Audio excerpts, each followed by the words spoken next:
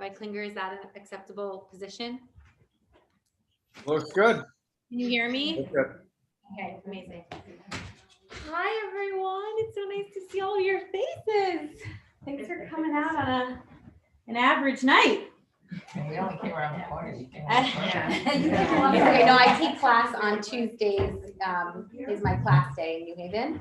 So I scheduled this, I'm just proceeding down one of my parents tonight. I just like go right back up. I-95 and I are very good friends. What? I was thinking Merrick. Well, when it stops. Oh, really? I never take 95 from. Yeah. No, I jump on and off. I get on. You know all the ways around. All the ways. Okay. Hi, everyone. Hello, everyone on Zoom. Feel free if you have anything to say or contribute, just unmute yourself and pop right in. How many people are on? Would you mind if I just welcomed everybody? No, please welcome everyone. I'm 9. not speaking. I just wanted to thank everybody for joining me tonight because it's really a very special thing to have really all my good friends surrounding me, or many of my good friends surrounding me, to honor my mother, Lillian Stalbo, my grandmother, Ethel Goldberg, whose yard sites were last Wednesday and Friday, and my mother-in-law, Dorothy Stammet, whose yard site is actually right now, tonight, so my own into tomorrow. You know, my mother was one of the smartest people I knew when she was an educator, and I know she really loved you, Aura, and would have loved listening to you as I do and as David did. So that's it. Thank you. Thank you so much for making this possible, and I'm sure everyone here joins me in contributing all of the learning we do as a neshama for all of those, and Aliyah for all of those beautiful neshamas. Okay, let's do it. So if you're like corner, I would love to see. I'd love to see you. Just just like I feel like we can cozy up a little bit. Okay, amazing. So before. Oh, you want me to move in? No, I just want to be able to see you better. I feel like you're so far away. Oh, all of us. Everyone, come close. I just, Yeah. maybe not. I don't know what the. Why don't you say, Bonnie, move your chair? And I'll I want you right here. Okay, that sounds good. Okay, hi everyone. I'm excited to be learning with you as always. I could share a little bit. Sorry, I'm like standing.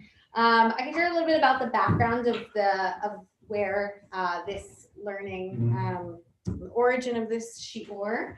I took a course last semester called the Theology of the Sabbath, and it was one of those divinity school classes that, you know, we talk about things that maybe don't come up in other places, but we basically talked about what is Sabbath, like what is rest, and particularly from a angle of the divine.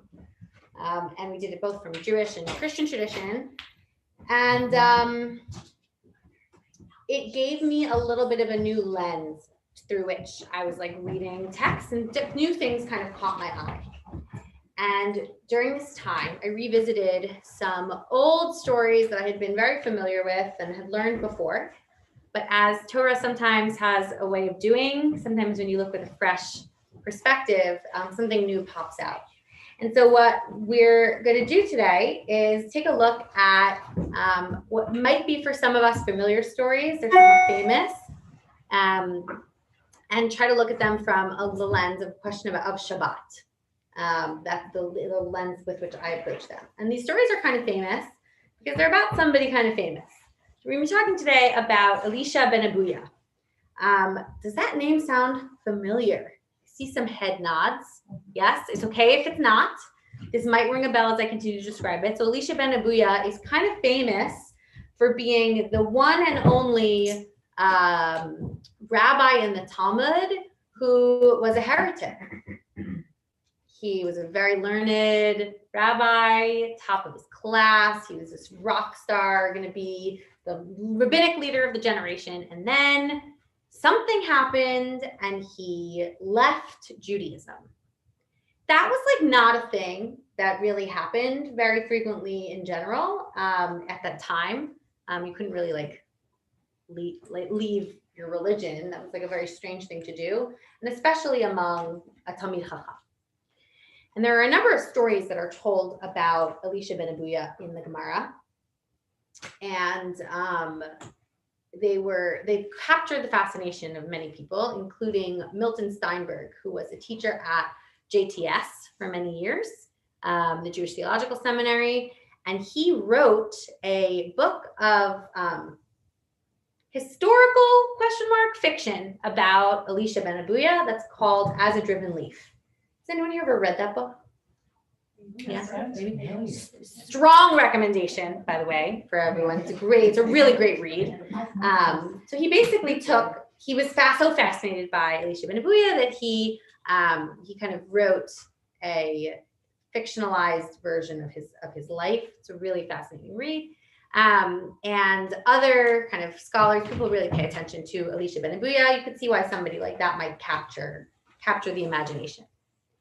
So what we're going to do tonight is learn some of those stories that are told about Elisha ben Abuya, and to hold very closely and really think about what the rabbis are trying to communicate when they tell stories about this person. Okay, this is not right. And it's also important to think about the fact that his name is not always said in the text. He's also known by his nickname, which is Acher. Acher means other. That once he kind of did his apostasy, he was treated as other, Acher. Nobody wanted to talk about him. He was unnamed. He was excluded in some ways. There's a big conversation and a debate about whether or not it was okay to teach, say things that his students learned from him in his name, right? With all these questions about how we treat and think about people who leave Judaism and who decry Jewish belief. So we might understand why that could be interesting. So I'm going to pass out the source sheets, and we can get started. The material about Elisha ben Abuya is collected in two places in rabbinic literature, both Talmud. So there's the Talmud Bavli and the Talmud Yerushalmi, and both Gemaras are expansions on the Mishnah. And the Mishnah where this shows up is actually not a Mishnah, it's a Tosefta, but it comes from Chagiga, where there's a discussion about what stories we do and don't teach and learn in public. This is like 2 days from now, definitely. Is it really? There you go. Amazing. So timely. We're in Chagiga, right? What stories you are not supposed to teach in public. There's this sense that maybe some stories are very difficult to understand and could lead people to misunderstand them, which would lead them to incorrect beliefs. And we can understand how that conversation might lead us into a discussion about somebody who had that experience of gathering incorrect beliefs. And the Tosefta, which is a collection of material that didn't make it into the Mishnah, the Tosefta is the first place we have a source about Acher, about Elisha ben Abuya.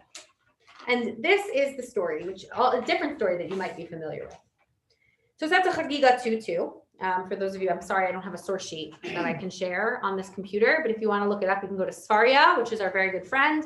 You can look up Tosefta Chagiga, chapter 2, Tosefta 2.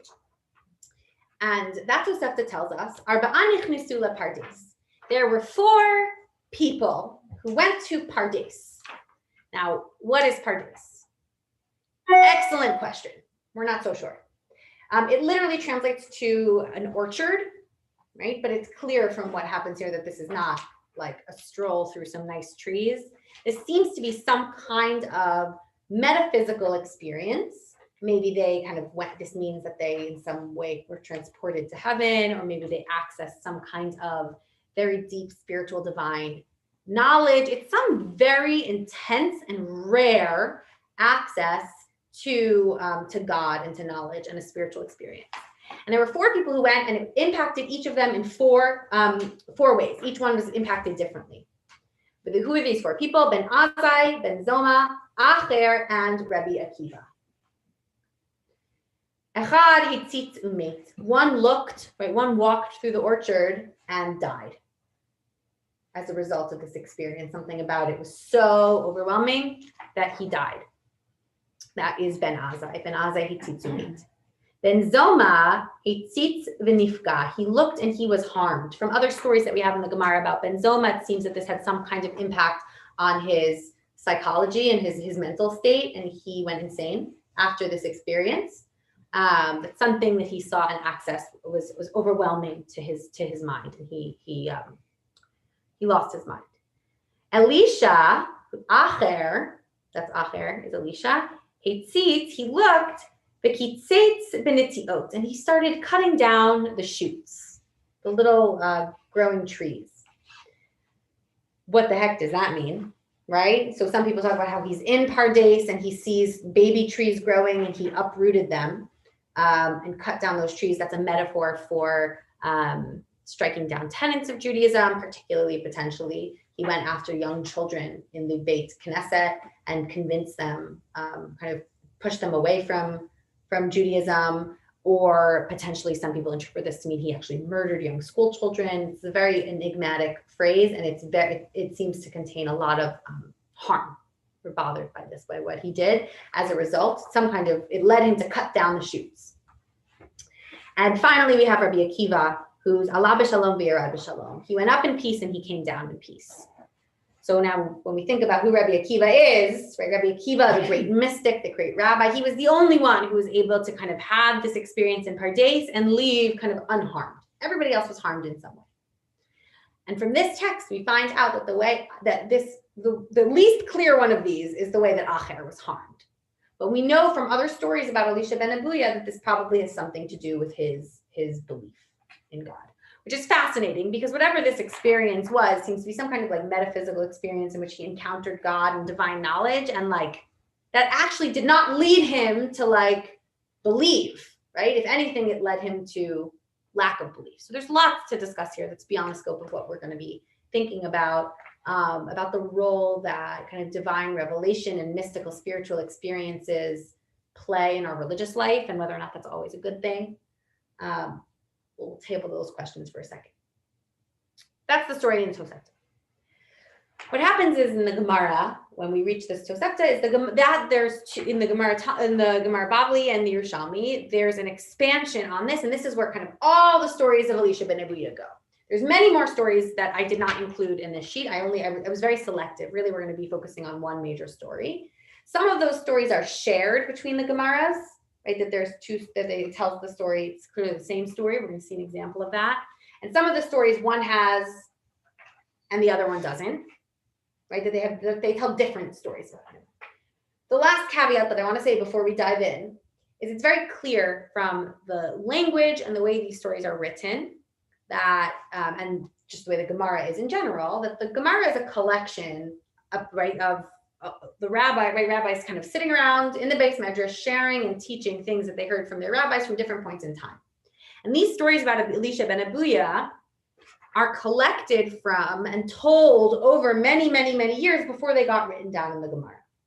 And so it's important for us to remember when we read these stories that these stories are not eyewitness reports of facts that happened. Okay, I'm going to say that again, right? These stories are not intended to be eyewitness historical reports of what happened. These instead are stories that have been passed down from generation to generation about Elisha ben Abuya that are told for a specific reason. Why are we telling these stories? They're told for a reason. We're going to think about what that reason is. And the stylization, the way that they're told, reflects, right, details of the story reflect the point that the storytellers, right, the rabbis are trying to make in telling the story, more than they necessarily reflect a historical fact. Does that make sense? Okay. And so we want to take into account kind of the setting, the way these characters are depicted, right? All of those are going to be clues to us about what the rabbis are trying to convey when they tell this story. Good? Awesome. Okay. Who's ready for some bibliodrama? Nervous giggling energy. Okay, this is a great story. We have to act it out. Everyone can stay seated, but we're gonna have two parts. Okay, I just want to bring it to life. You're like, I'm too tired for this, right? No, it's good. We're gonna bring the energy into the room. The story is in that we're going to start with is in Yerushalmi Chagiga, chapter 2:1 or Daf 9b if you're looking for it online. And there are two major characters. There is Elisha, who we've been talking about thus far, and Rabbi Meir. Rabbi Meir was Elisha ben Abuya's prime student, his closest student. This is the same Rabbi Meir who was married to Abuya, if that matters, rings a bell. Rabbi Meir was apparently Elisha's student. And then we have the congregation that gets a one-liner. Who wants a one-liner? It's a very easy access way in. Who's got our one-liner here? It's English people. Let's go. I'll do whatever you want me to do. Okay. Yeah, I'm going to save you then. Okay. I'll do the one. Yeah, that's right. Okay, great. We have a one-liner. Would you mind being Elisha ben Abuya? Sure. My request says nothing about my estimation of your character. Okay, and who can be Rabbi Meir for us? Thank you. Thank you. Yeah, that's great. That's perfect.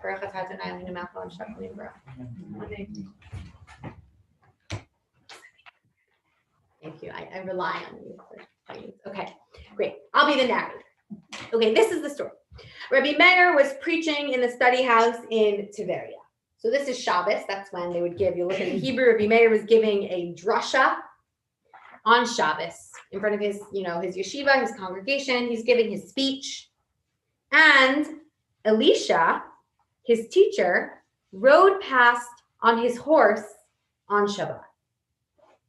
Okay, so if we could picture this scene, it's excellent embodied behavior. I'm loving it. Right? It's like there's shul is happening, and the former rabbi drives up to the front of the shul in his Porsche. Right? He shows up driving into the shul parking lot. He got the CSS guards to tell him how to open the gate, and he's driving up. Right? Riding a horse on Shabbat doesn't sound like a Shabbat activity, so he's riding his horse outside on Shabbat.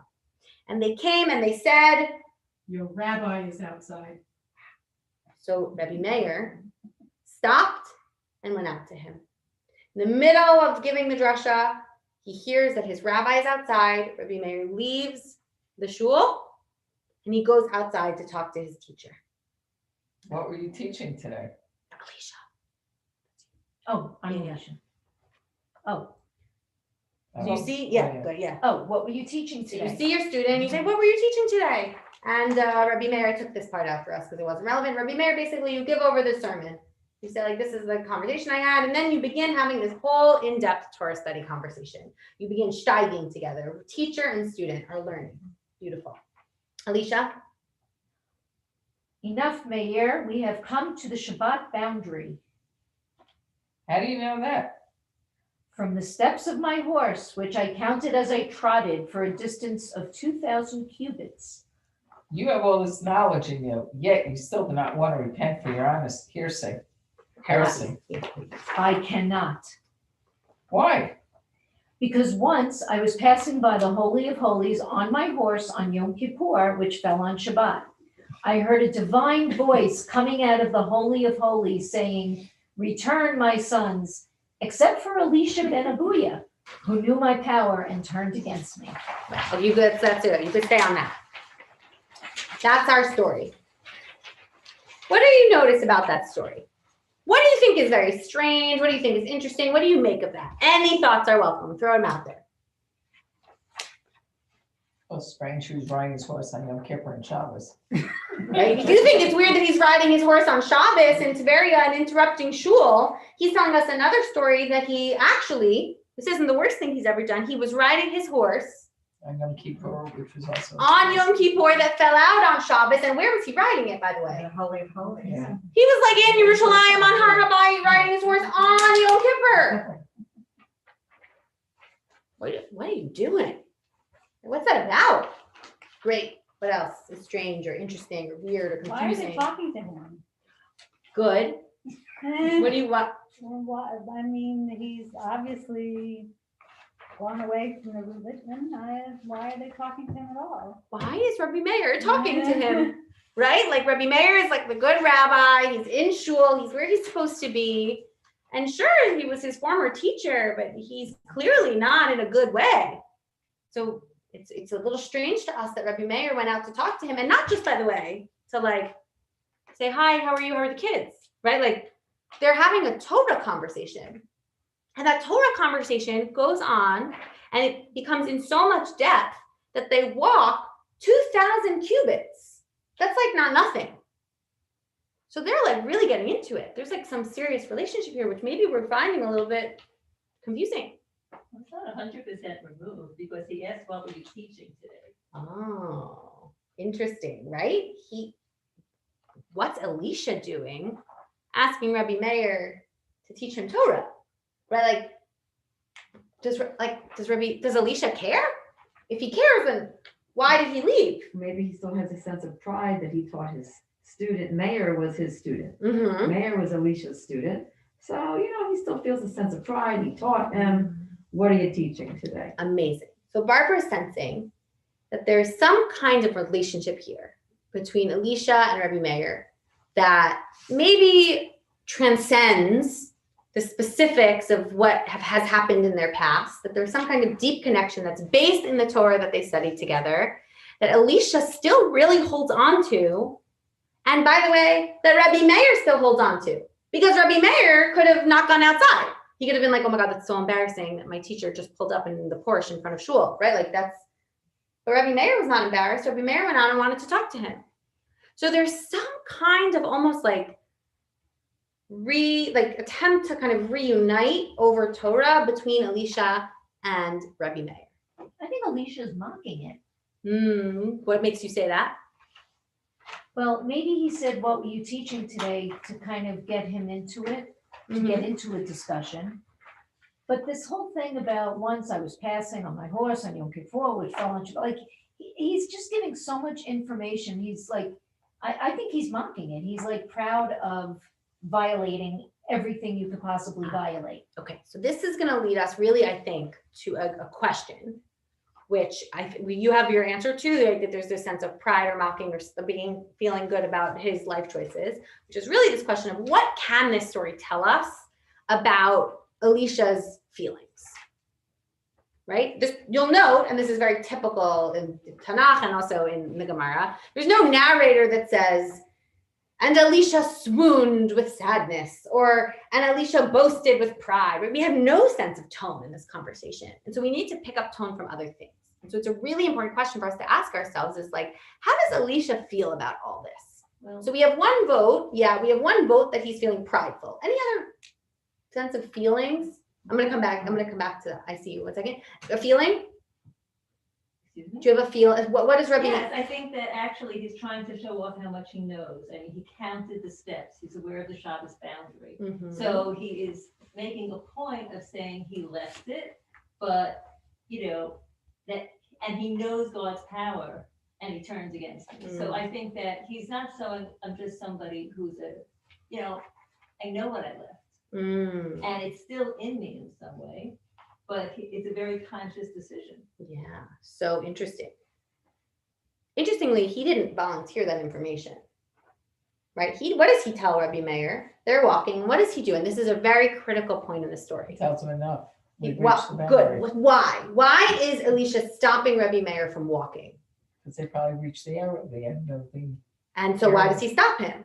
Because he Probably has enough carrying respect something for or- his student to have him not transgress Shabbos, Good. even though he has done. Good. It's usher to cross this boundary on Shabbat. The Tchum Shabbat, right? It's certain, right? It's usher to go over it. Who doesn't care?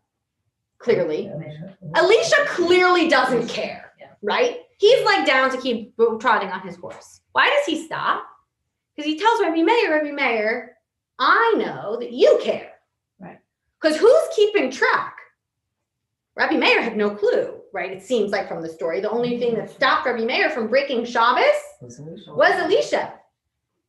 And it's very ironic because Rabbi Meir is like, wait, how did you know that? Right? He cared enough to stop him, to tell him to stop. How did you know that? And then we find out that this whole time, in addition to engaging in this deep Torah discussion with his student, he's subconsciously also keeping track of how many steps his horse took, and he's calculating Shabbos, and he tells Rabbi Meir. And that's what makes Rabbi Meir bother, right? It doesn't come up. It's not the first thing Rabbi Meir tells him. It's not like Rabbi Meir sees his teacher riding on his horse and says, Elisha, why are you riding on the horse? You know you're not allowed to do that on Shabbos. Do tshuva. That's not how the conversation goes. Rabbi Meir doesn't bring up wanting his Rebbe to do tshuva until he realizes, like, oh my God, you spent all of this time thinking about the Shabbos boundary. Either it's because you care so much about me, in which case, if you care about me, right, maybe that's the motivation, you care so much. But he literally says to him, he's like, you know all of this, v'chol hadachach masa, eitbach, you have all of this wisdom in you, you don't want to come back? Ironically, it's actually the wisdom that Elisha ben Abuya has, which makes him unable to come back. And that's why Elisha tells this story. Because, says the voice he hears emanating from the Kodesh Kodashim. What's the reason why Elisha can never do tshuva? Specifically because he knew me. She'ada kochi umarad bi. Because Elisha ben Abuya knew what he was doing and still chose against it, that's the problem. And he seems to be saying, and that means I can never come back. What do you make of that voice from the Kodesh Kodashim? Could have been his own voice telling him that. What do you mean? Yeah. Like subconsciously, he heard himself saying, okay, if I'm riding here on Yom Kippur by the Kodesh Kodashim, I can't go back. I've already done the worst thing possible. There's no return. Awesome. So it totally makes sense, especially in kind of like our modern world when it's hard for us to actually literally picture a voice emanating from heaven, like declaring God's will, right? That when we think about what does a divine voice sound or feel like, it's this internal knowledge, right? So that Elisha reaches kind of this personal conclusion that he can never come back. He's too far gone. Okay, specifically because it was out of knowledge of God. He knew what he was doing and he rebelled. He feels that there's no chance for him anymore. Okay. Other thoughts?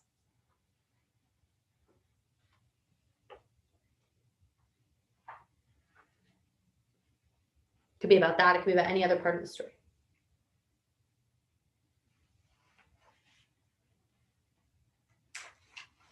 It doesn't tell us what happens. And we assume we know, right? That Elisha kind of continues on and Rabbi Meir goes back, right? Do you agree with that?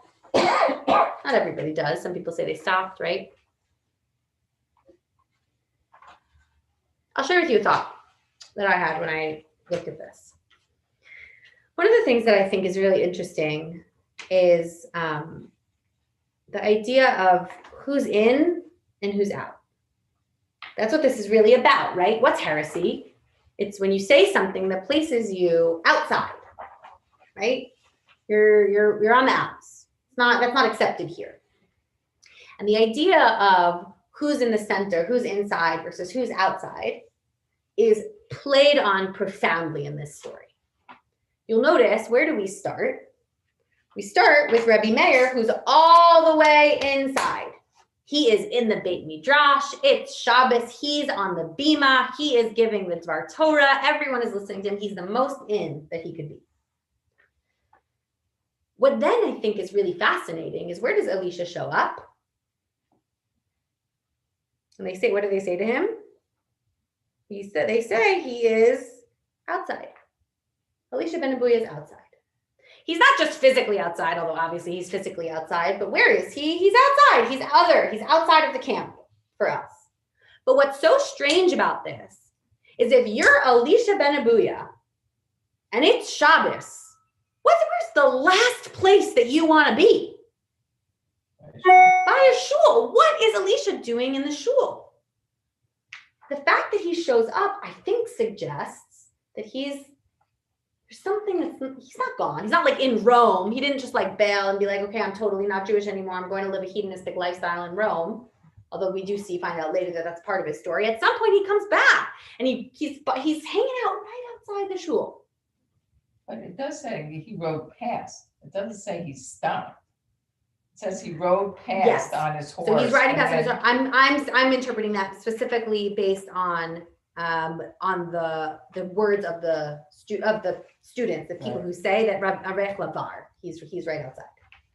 But we still have, but this image gets stronger, because, by the way, I will strengthen that point, right? Like, if it's Yom Kippur and you're Elisha ben Abuya, where do you want to be? Far away from the shul. Yeah, anywhere. Hey, as far away as possible from the Beis HaMikdash, from the Kodesh HaKodashim, where all of the avoda is happening, right? That's the center of Yom Kippur. And yet, where does Elisha ben Abuya find himself on Yom Kippur?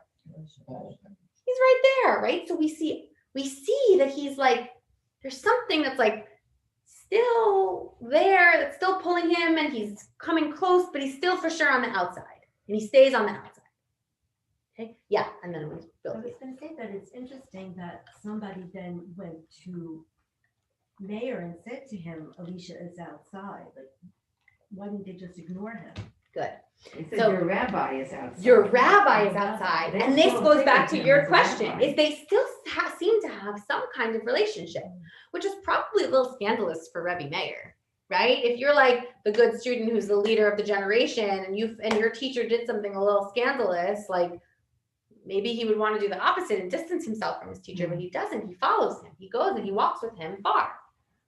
And where is the moment that we see, right, the pivotal moment between the two of them? He leaves the shul, but where do they have to stop? At the arrow. At the, right, the boundary, at the Tchum Shabbat. And so let's think about that image for 1 second. The idea that there's Shabbat, which is this very special component about what it means to be an observant Jew. And there's this literal boundary, right? This is one of the places in Halacha where we have Tchum, we have boundaries. And we reach this point where they arrive at the boundary. And Elisha's like, I'm going to cross, but you are going to stay. There's something that I think, and I'll support this in a minute with evidence, I think there's something that is like, yes, they probably did reach a literal Tchum Shabbat, but there's more going on here, right? Elisha saying, I'm crossing this boundary and you're not. And that Elisha potentially has respect for Rebbe Meir's decision not to cross that boundary because he himself is the one who points it out to him, right? So again, we have this idea of who's in and who's out. Elisha saying, Rebbe Meir, you're in, and Elisha saying, I'm out. And so when Rebbe Meir turns to him and says, you have so much knowledge, come back. When he says come back, he literally means, right, that means come back into the fold, come back into the community, come back into the religion. And how would that be manifested? By him literally stopping, turning around, and walking back into the boundary, right? So this physical boundary of Shabbat is playing the role here of also like a metaphysical dimension of like, where's your line, right? There's a literal physical line, and there's also the religious line, the spiritual line, right? Crossing the boundary.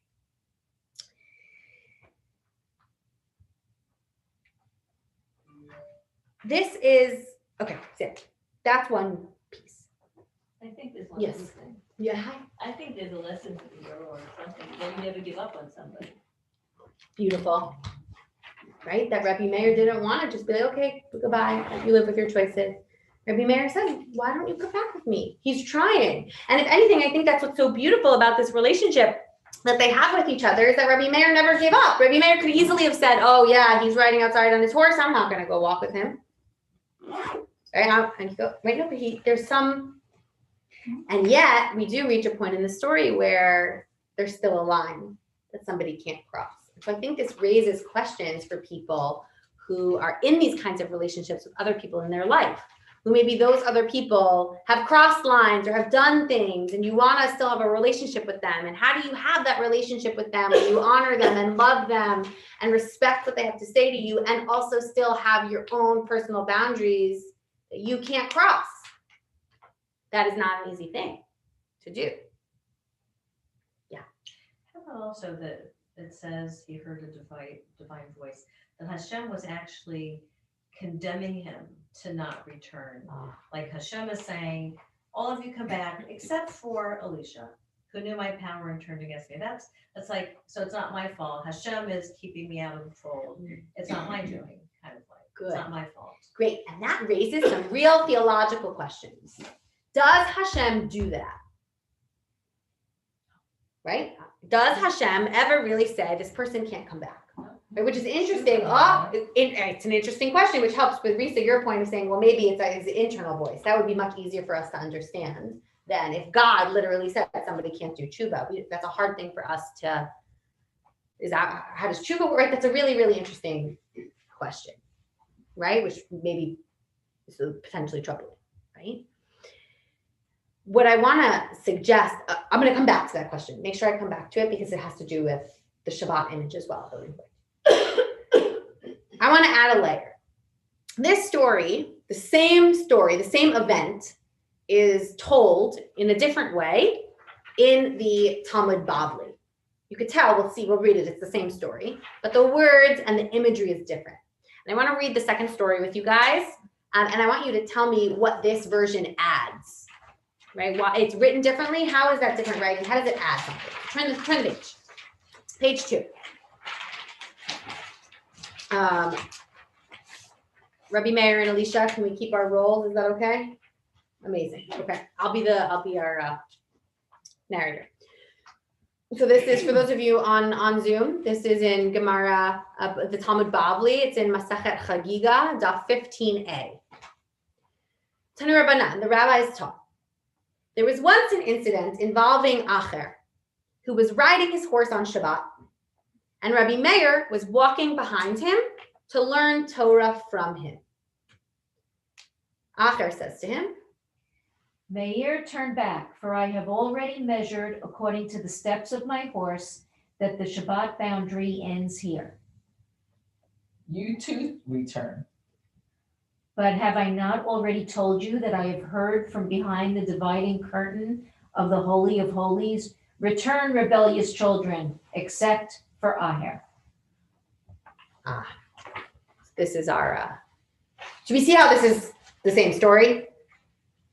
Right? The basic plot line is very similar, right? It's the same plot line, but it's told very differently.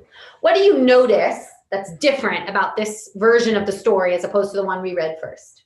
The first thing that strikes you is rather than being in shul and somebody seeing him outside, he's following behind him. Good. The story starts in a different place. Yeah. It almost starts in the middle. Right? We don't start in the shul. We start with Rabbi Meir. And the image is very striking because it places him behind Elisha ben Abuya. To learn Torah from him. To learn Torah from him. But he's still following him. He's following him. He's learning Torah. And by the way, let's remind ourselves, where's Elisha ben Abuya sitting?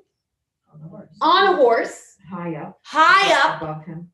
And Rabbi Meir is following behind him, listening to his word. And so here, all of a sudden, this highlights a very different dynamic in their relationship.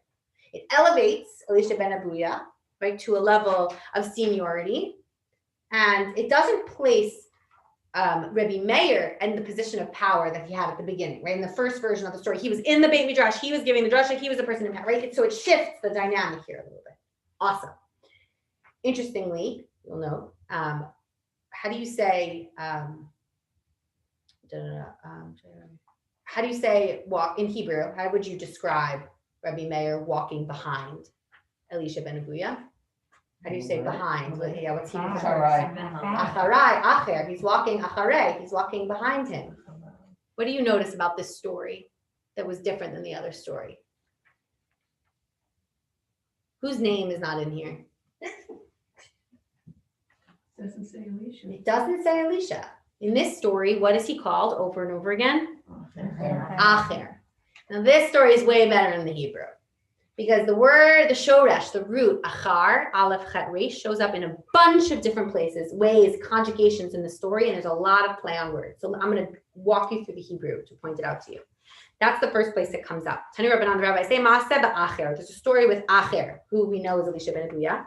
He was rochiv al asus b'Shabbat. He's riding on his horse on Shabbos. And Rabbi Meir mehalech acharav. Rabbi Meir's walking achar behind him to learn Torah from him. Amar lo, he says to him, Elisha says to him, Meir, chazor. What does chazar mean? Lichzor. Return where? Le'acharecha. Turn around, walk back, go acher, go behind you. Because I've already, I've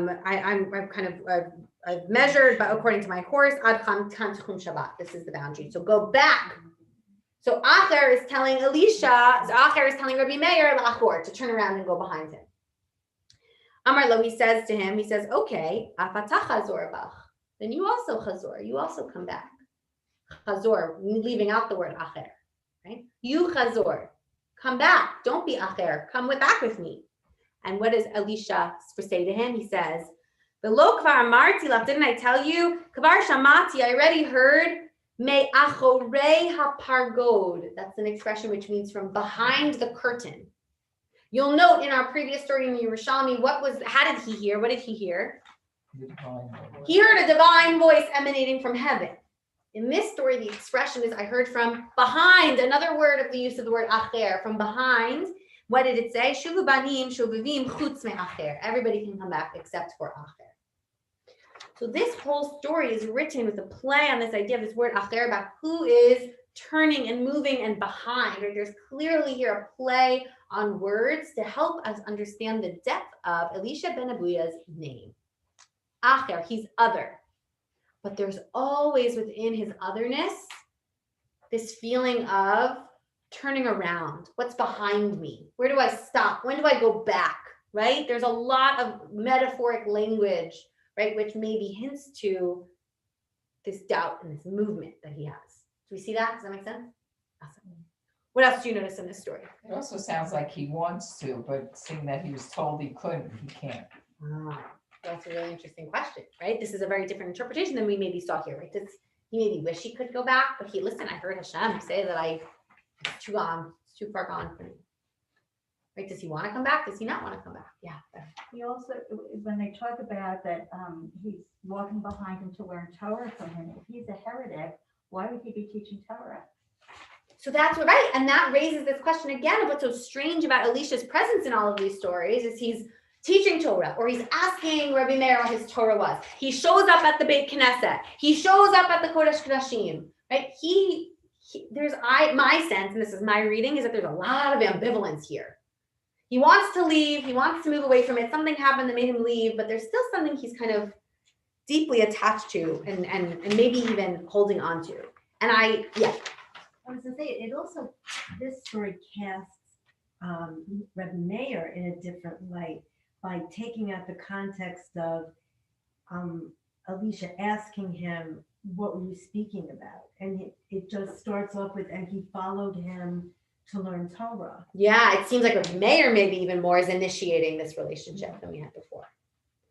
The other thing over about Rabbi Meir is you were saying in the second story, he's following, right? But he also speaks in a much more directive way. Yeah. He says to him, you too return. Yeah. Whereas in the first story, he was saying, you have all this knowledge, yet you still don't want to repent. Right. So much more directive also, yes. in this one. Totally. Even though he's following, he's also leading in a way. Yeah. Love that. Also, it doesn't appear, like the first story, it's by chance that they meet and talk Torah. And here it could be, that's something that they did regularly. Mm-hmm. Yeah. See what happened. Totally. Right? Which makes the ambivalence even stronger. Yes. Love that. Totally. Right. I think the second story does have this level of intensity that you're pointing to, right? That maybe the first story has lesser. It's more of a chance encounter. There's more of an equal footing here. Right. Awesome. What order do I want to do this in? Okay. I want to suggest something about the role that Shabbat plays here, because I think it's really important. When we think about Shabbos has a very special dimension in Jewish thought. Shabbat is not just a day of the week, right? Shabbat is actually understood to have kind of this metaphysical status as kind of this fancy word we use in divinity schools. It's eschatological, meaning it has to do with like the end of time and things, something messianic, something like otherworldly about Shabbat. We know this, so we sing on Shabbos, Me'ein Olam Haba, right? That Shabbat is like the world to come. There's on page 3 at the bottom, there's a Gemara in Masachet Brachot that Shabbat is Achat Mishishim LeOlam Haba. Shabbos is 1/60th of Olam Haba. And you'll note that in this story, who thought it was a little bit funny? I actually think it's like quite humorous that when Elisha is riding his horse by the Kodesh Kodashim, it's not just Shabbos that he's riding his horse on. It's Yom Kippur that falls out on Shabbos, right? What's Yom Kippur? Shabbat, Shabbaton, right? It shows up 2 times in Leviticus, right? 2 times it calls Yom Kippur Shabbat, Shabbaton. And we have this understanding that Yom Kippur is in itself something very otherworldly. There's forgiveness that happens, is right? It's this very special day. And it's Shabbat, Shabbaton. So he was riding his horse on Shabbat, Shabbaton that fell out on Shabbat. So there's something about this story that hyper intensifies the image of Shabbat. And then this interaction they have also happens on Shabbat. So what's that about? So what I'd like to suggest is that this idea that these violations happen on Shabbat, and has to do with the fact that Shabbat is a marker of Olam Haba, of this access into the eternal relationship that somebody would have with God because of their participation in the divine.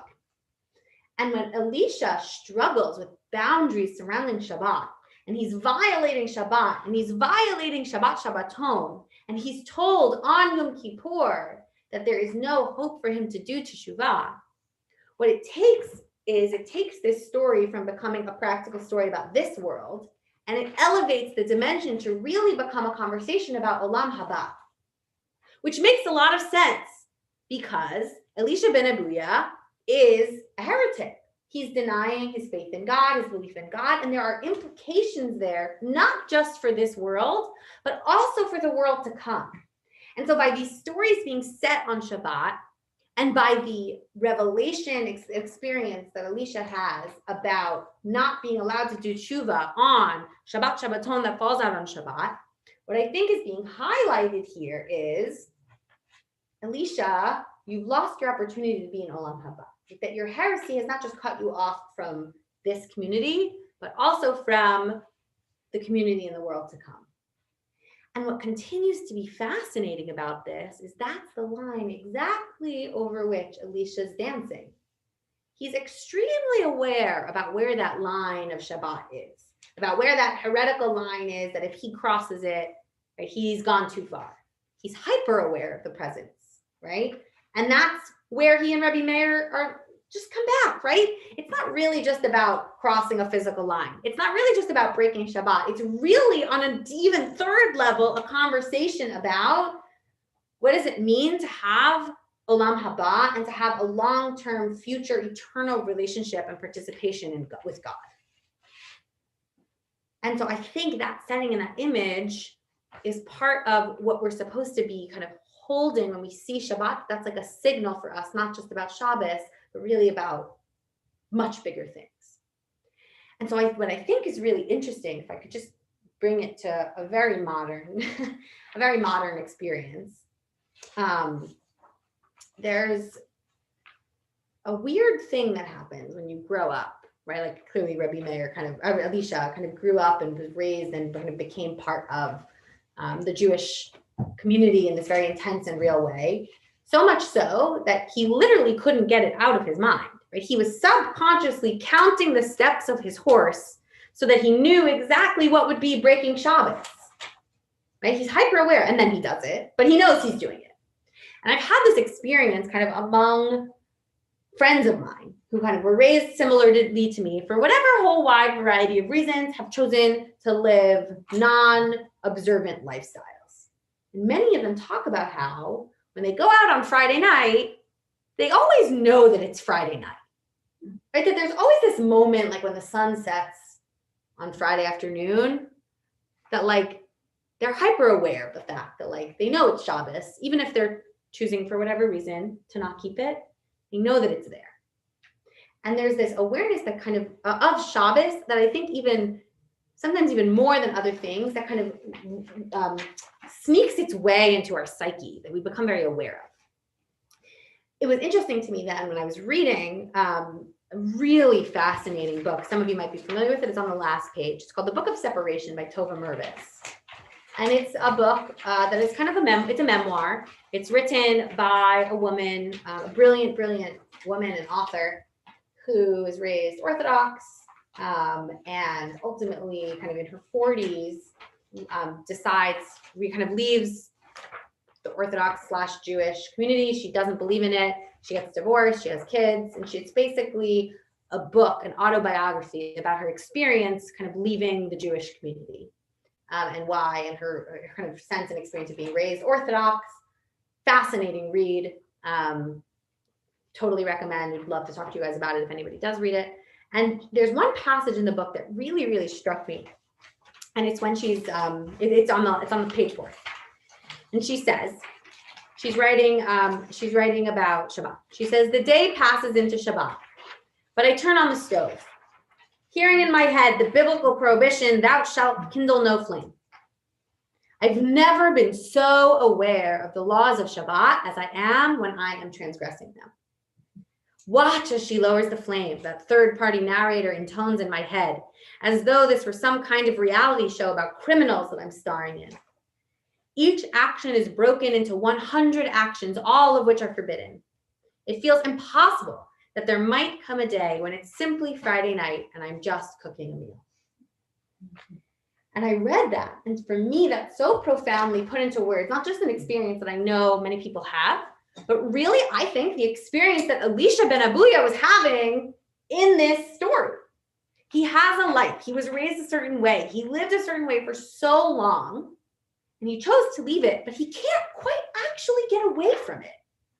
Something still keeps pulling him back to be riding his horse in front of the shul on Shabbos, right? Something in his mind is still counting the numbers of steps of his horse to be aware of Tchum Shabbat, right? And he's in constant navigation between what's happening internally and his past, his achar, right? What was in his past, and who he sees himself and who he wants to be, or maybe who he even feels he has to be because he's gone too far.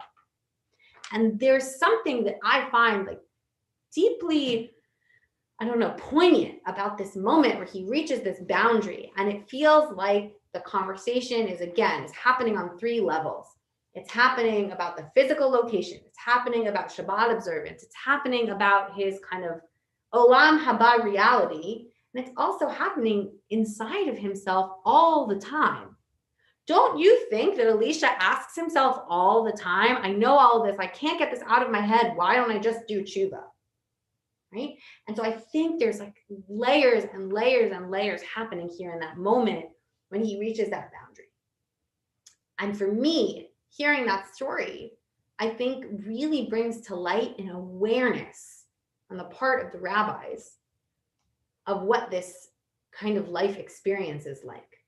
That we shouldn't think that just because the rabbis who wrote the Talmud were the rabbis that wrote the Talmud, that they didn't understand and have empathy for somebody who struggled with faith and belief. I think this story is quite empathetic. At least that's how I read it. There are other stories about Elisha ben Abuya that are not empathetic at all. This story, I find to really, I think, speak to empathy in a way that I find really powerful for a very modern, almost a very modern struggle of faith and experience, which is why it's so caught my eye and caught my attention. Perfect timing.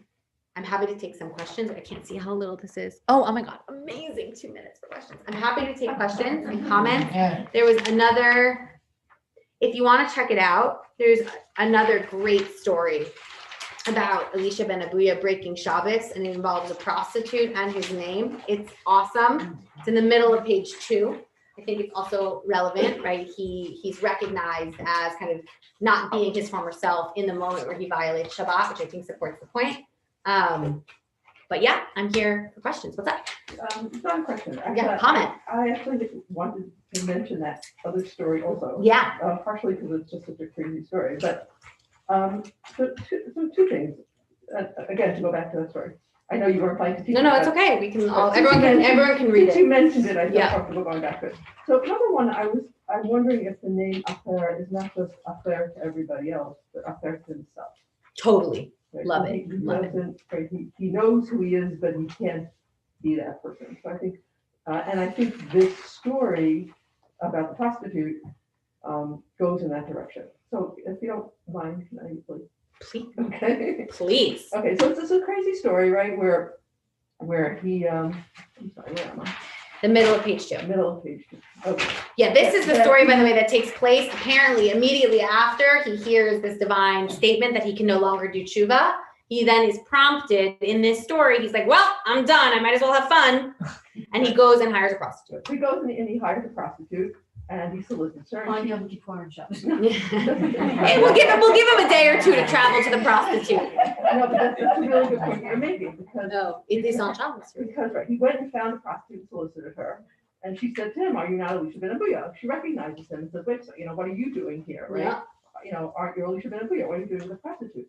And his response isn't a theological response, right? What does he do? He violates Shabbos to prove it to her. Yeah. So I think what was really interesting to me is that this story doesn't need the Shabbos piece, right? He's a sinner without the pulling up the radish on Shabbos, and yet for some reason you put him back into the Shabbos violator. Mm-hmm. Right? It was important to bring that the fact that he goes back and violates Shabbos again. And I'm wondering, and this is just off the top of my head, because I've learned this story before, but you probably brought some interesting perspective. If it goes back to that first Tosefta that you read. Uproots the shoots. Uproots the shoots. Love that. Right, going right. Amazing. Very, very strong intuition. I believe that I'll tell you who says something similar, although I didn't appreciate it until the way you just said it, so you do a better job than he does. I believe that Alon Goshen Gottstein has a line like that in his commentary on the story, and he actually says, based on manuscript evidence, that the story didn't happen on Shabbat. That he says the addition of Shabbat was because people didn't understand what the implication was of him uprooting a radish, like why that would be such a big deal. And he says it's because it goes back to this being a metaphor for uprooting or cutting down the shoots. That's what he connects it to. So that's actually really sharp. That's a really great reading. I love that. Love that. Just to explain, by the way, the double entendre in that story. She's like, how could this, who are you? You can't be. And then once he does this, and let's say we take the version that we have in most of the Gemaras that we have, that he uproots, he breaks Shabbos in front of her. And her response is, in Hebrew, she says, hu acher, which is can mean a lot of things. She's either saying, oh, no. Elisha ben Abuya must be somebody else because you can't be Elisha ben Abuya because Elisha ben Abuya would never do that, right? Or she's giving him his name, saying, no, hu acher, oh, you are acher. Like you might have been Elisha ben Abuya before, but now you are someone else, right? And so that it means both of those things at once, but it very much speaks to his identity and kind of the source of this name, which really can mean so many things. Yeah. So I want to give everyone freedom, but if you need to leave, I'm happy to stay. But as always, it's just like the best to see all of you guys. It's worth the 4 hours, 4 hour each way drive to come see you. And hopefully we'll have many more opportunities to learn together. Okay, I'm hanging out for a little bit if you want to stay. But Lila Tov, everyone. No, I'm going to my parents. Are you around next week? So I'm going to Boston tomorrow for a week. And the kids go back to school Monday. Yeah. Monday and Tuesday, they're in school and I'm around all day. Oh, yeah. So now I work in the hospital. I'm doing chaplaincy training. Oh, cool. So let's see if timing could work out. That would be awesome. Thank you guys, everyone, for joining. Thank you. Lila Tov, everyone.